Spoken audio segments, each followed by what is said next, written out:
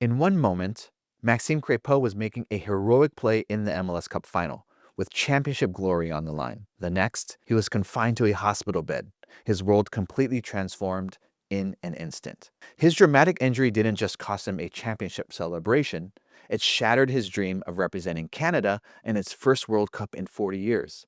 Yet somehow, this devastating setback became the foundation for an extraordinary journey, one nobody saw coming.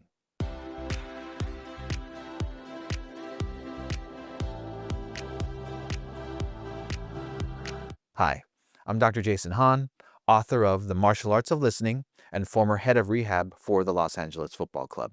This story isn't just about a broken leg. It's about how deep listening, not just to the injury, but to the person, can change the entire trajectory of recovery. When I first saw Max after his surgery, he wasn't just physically broken, he was emotionally overwhelmed. He couldn't walk, he couldn't sleep, and as a dad with a young daughter and a son on the way, he couldn't even find the quiet time to process what had just happened. He joked his way through the early days, but I saw it, the micro expressions, the sadness when the topic of the World Cup came up.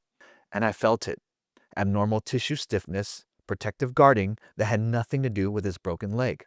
According to Weiss Bjornstall's research, these psychological stressors can directly affect how your body heals, slowing tissue regeneration, impairing motor control, and even increasing re-injury risk. And yet, most providers never address this layer. With Max, I didn't just apply a protocol. I applied presence through what I call the martial arts of listening. I used my ears, listening to what wasn't said, those flattened tones, the false optimism, the pauses after, "I'm good." Then I used my eyes, watching for the subtle compensations, how he'd offload his leg without even realizing it. Then my hands, feeling through the fracture site and soft tissue, detecting restrictions that imaging missed. That helped us catch early stage compensatory patterns before they snowballed. My brain, recognizing that his nervous system wasn't just recovering from injury, it was stuck in a stress loop. Prolonged pain, emotional shock, and sleep disruption had altered his baseline state. I used my heart, meeting him where he was, emotionally. Sharing my own story helped him feel safe enough to share his. His sadness not being with the national team, his fear of falling behind, and his quiet thought, what if I never get back to who I was? This is where many rehab plans fail. They treat the body like a machine. But Max's recovery demanded a multi-system, person-first approach. We looked at progressive load and confidence building. We rebuilt trust, not just in his body, but in his mind. His training didn't just focus on strength or mobility. It was about restoring control and confidence under pressure.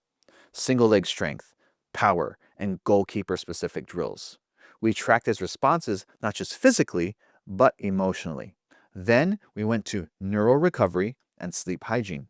We worked on routines that helped reset his nervous system, sleep strategies, hyperbaric oxygen therapy, and effective programming to avoid overloading his body and the tissues. Last but not least, and probably the most important, emotional recovery check-ins. We were together pretty much every day, all day, every day. Sometimes we just talk, not about the injury, but about life, pressure, identity, and parenthood. That space allowed him to integrate, not suppress what he was feeling. The hardest moment came early on in his rehab process when Canada was in Qatar for the World Cup. While working on him in the treatment room, the team FaceTimed him into the team huddle the day before their first match. He was super happy to see his boys, but after he hung up, I could feel deep sorrow of him not being there. That was the moment we stopped pushing harder and started healing deeper. 8 months later, Max returns. 3 points against our fiercest rivals. After the match, he handed me the game ball and he said, "You didn't just fix my leg, you listened to my life." And that's when I knew what we do isn't just physical therapy, it's guided transformation. That's why I wrote The Martial Arts of Listening. This book isn't just for clinicians, it's for anyone who helps other people heal: coaches, parents, spouses, mentors. To take action, purchase the book on Amazon, take the listening self-assessment at drjasonhan.com/listen, and download the free tools to deepen connection, build trust, and truly help someone move forward. Because real healing doesn't begin with treatment. It begins with trust.